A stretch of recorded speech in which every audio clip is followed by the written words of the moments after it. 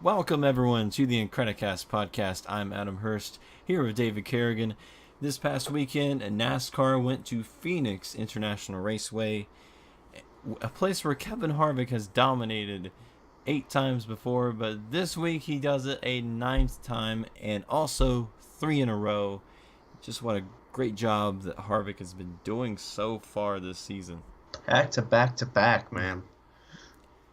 Yeah, this race was redemption for Harvick for that penalty he had last week at Vegas for the rear window. He tapped that window after this race at Phoenix, so he said, "Hey, I don't care what you people think about how I got those wins." He proved himself that he can win it all, mile and a half in a short track. So, yeah, hey, congratulations for that or team there. And also, all of you haters, Harvick had a message for you. He says that he's pissed. He says he's pissed and he sees you. So watch your back tonight. But rewinding to the beginning of the race, Martin Truex Jr. With his first pole of the season, he led us to green, and Kyle Larson led us to lap 1. Yeah, I don't believe he changed his pants yet. He did a fantastic job on Saturday. Yeah. However, when the race came on Sunday, he couldn't get the job done. So I believe that everyone in the Toyota camp, they're still trying to figure some stuff out, including the 78, but still, awesome job by everyone at SHR this weekend and the week before that and the week before that. So it's been crazy for them. Yeah, a team that was normally pretty fast through Atlanta and Vegas was Team Penske, but in this race, not so much. Yeah, I don't know what happened to Roger. We didn't see him at Phoenix, and we surely didn't see him in Florida for the IndyCar race. Also, Will Power was on the front row and spun in turn 2 all by himself, just got 2 out on the power.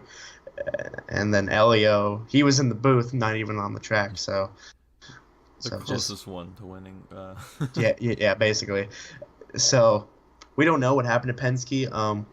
We saw the 2 car at the end of stage 2. However, he couldn't even win the stage. Yeah. So. Yeah, but stage 1, it was Kyle Busch. He manages to close up on Kyle Larson. Wins his first stage of the year. Also, the first non-Ford stage wins. They're making some progression here. So. Only took him how long?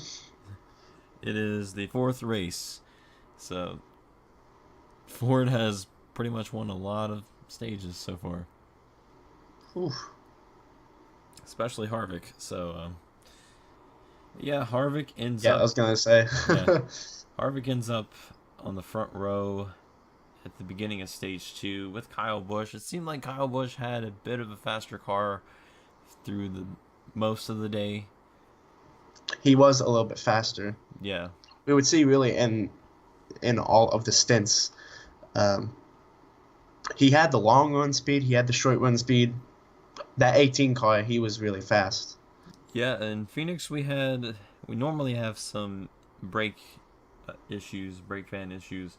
This week it was Alex Bowman. I believe Dell Jr. had some issues with his last time they went to Phoenix. He had a very uncomfortable day. Also, his cooling systems failed. So, it's Arizona we're talking about, the desert, and your cooling systems does not work. So, yeah, even the plants were not too happy that day with the iconic cactus that they had. wasn't too friendly. Yeah, it appeared like the cactus was trying to flip the bird, but still, yeah. And what's really ironic is his teammate in the 48 car, the Evan Time champion, Amy Johnson himself. He's the one that coined that whole vest that you wear that has the tubes of cold water in it. And the 88 car, just everything seemed to fail for him that day. So Yeah, we saw him almost win this race back in 2016, and everyone thought that he would be up there. He still manages to finish 14th, I believe it was. Still a solid day for that team, especially with no brake fans and cooling systems. So yeah, he would crash though in that race. So yeah. Then we saw Kyle Larson, the guy who led a majority of stage 1. Something would happen in his car that he just spun around. We wouldn't see anything from him for the rest of the week.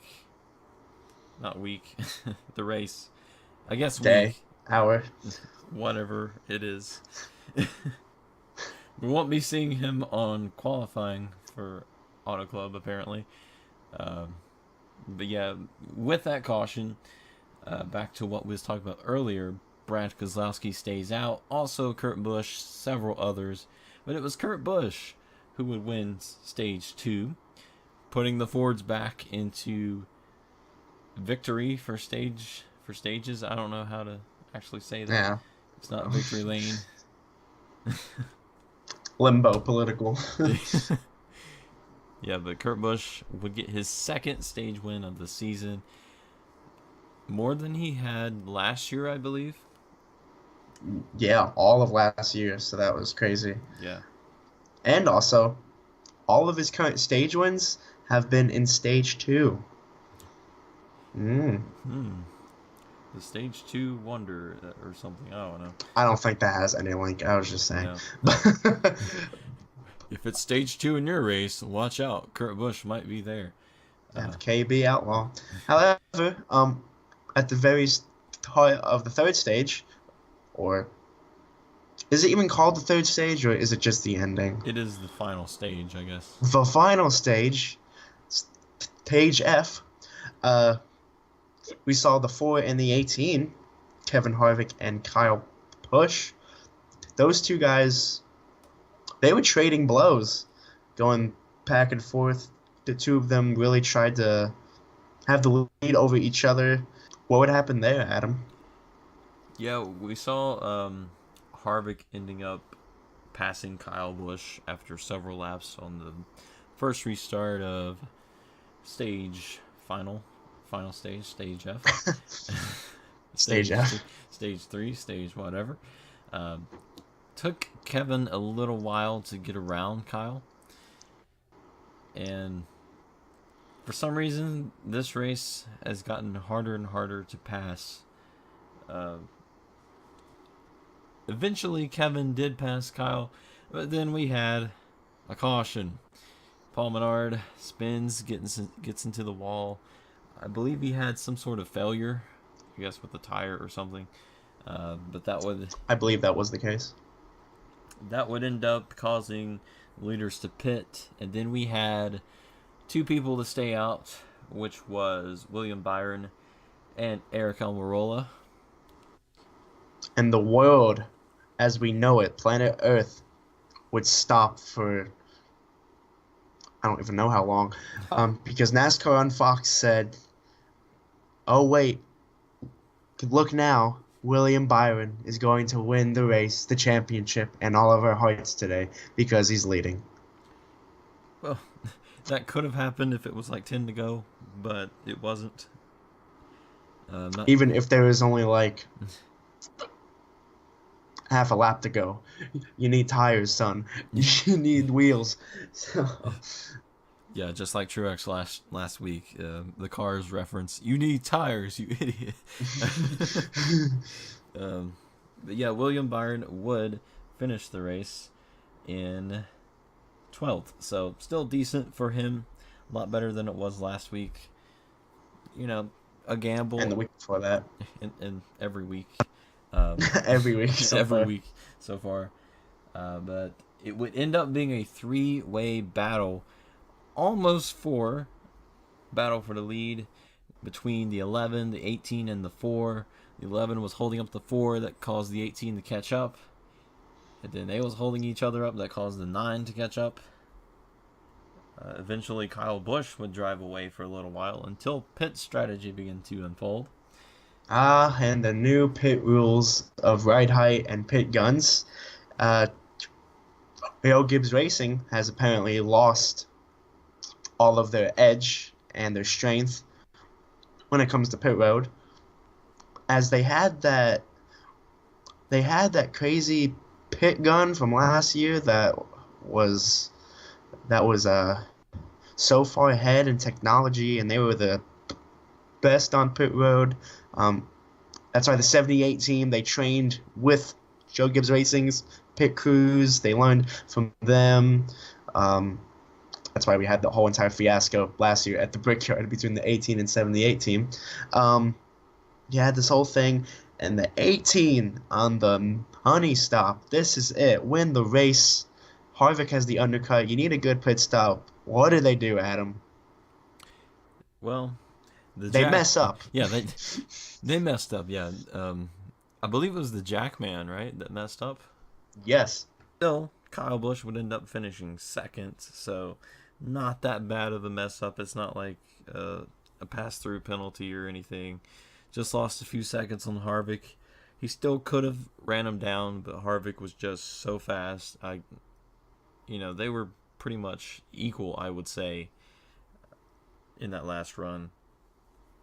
And that is how Kevin Harvick would go 3 in a row to prove all the naysayers wrong, that it doesn't matter what your rear window is doing, you can still win that race. Yeah, he proved it there at the end. The 18 at Kyle Busch, he just used up all of his tires there at the end, trying to get through lap traffic, trying to gain time on the 4, trying to, off the corners, on it too hard. And within the last few laps, the 4 was actually gaining time over the 18. Yeah. And that was when everyone had to breathe and say, whoa, he's real. Everything that they are doing over there with Gene Haas and Tony Stewart, Rodney Childers, this whole team with Kevin Harvick in the Ford car is real, because the 9, whose tires weren't even as bad as the 4, the 18, the 11, all these guys who were out there before who were going to win the race were slower than Kevin Harvick, and they all had about the same tires. So... Yeah, Kyle had a few laps. And Harvick was in lap traffic. Yeah. So Kyle had a few laps fresher tires than Harvick did, and that really proved something. Yeah. So.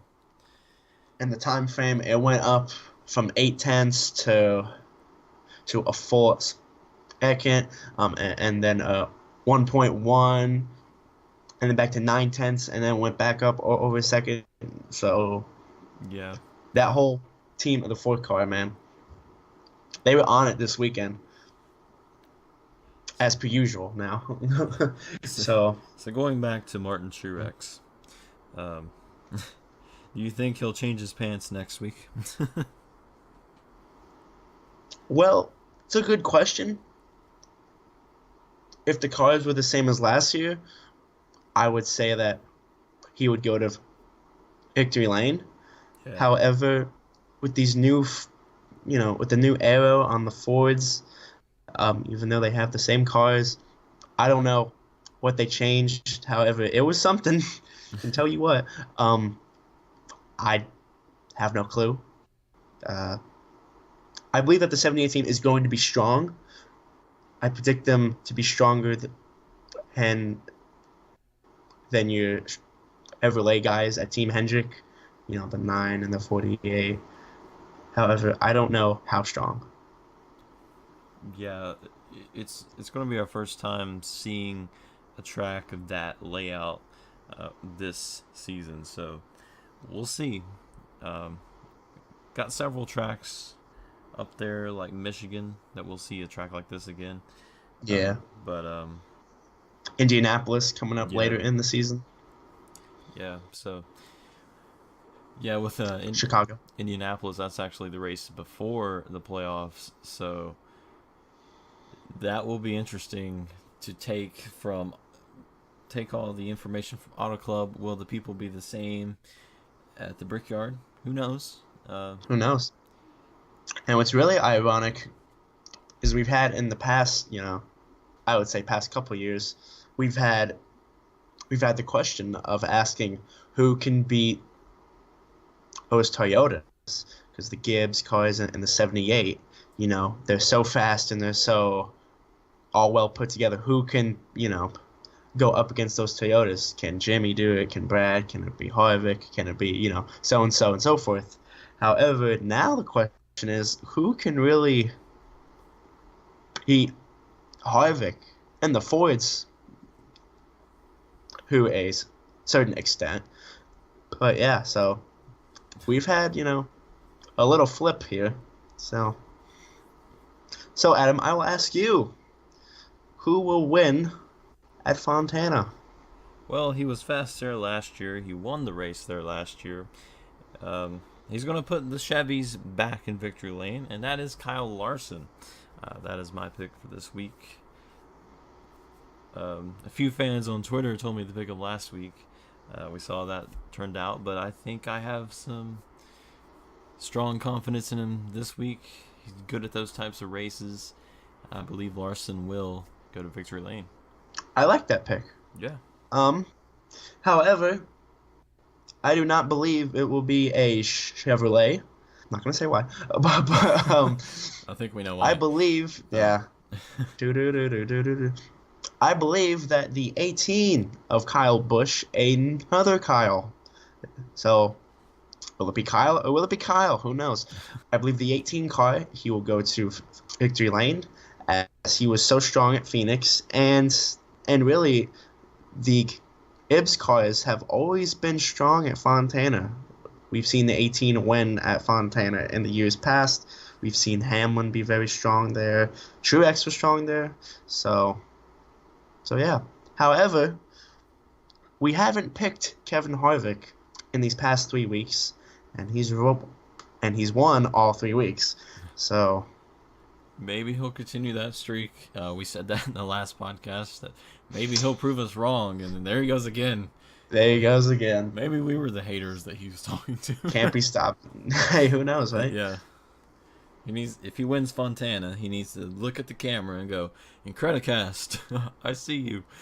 And then we'll... If he wins Fontana, every single pick from here on out is going to be either Truex or Kevin Harvick. Oh, yeah. So yeah. Or Kyle Busch. Yeah. Which we picked Kyle Busch a lot recently, so... We're close. Yeah. We're close to beating Harvick, so... You almost had it. Almost, yeah. This past week. However, it was like Homestead. Yeah. Almost only wins in horseshoes and hand grenades, as they say. In your pick, I don't know what happened to him. I'm very sorry about that. I don't know what happened to the, whole entire Penske organization. But speaking of Harvick, though, if he does win Fontana, he would have swept the West Coast swing. He got 3/4 of it already. Yeah. It's possible. I mean, he's Or 2/3, I'm sorry. Yeah. He's very good at that track, so we didn't get to see how good he was there last year because of a mess up he had on the initial start of it. So, who knows? And the one thing that people have been saying is Truex was so fast last year. I can't believe all the improvements that the Ford has made, and the 41 and the whole entire Haas racing as a whole. The one thing that everyone seems to forget and neglect out of their minds last year was that whole entire organization of the 4, 14, 41, and the 10. Yes, even the 10. Their first year with Ford. So those cars last year were not even close to half of their full potential.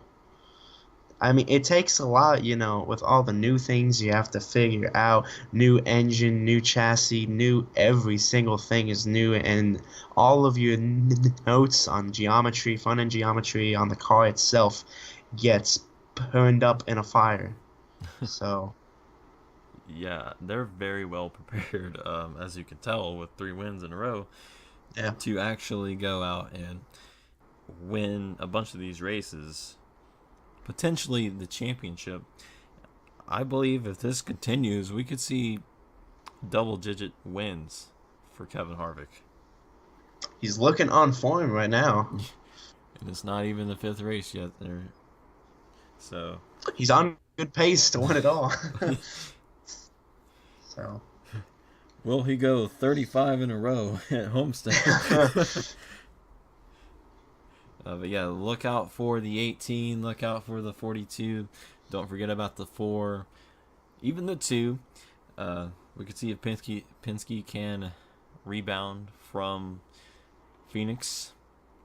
Let us know down in the comments below who you think will win Fontana. Interested to see what everyone thinks. But I do believe that is all we have to talk about, isn't it? I believe so. Okay, well, hope you guys have a great week, and we'll see you next time on Incredicast.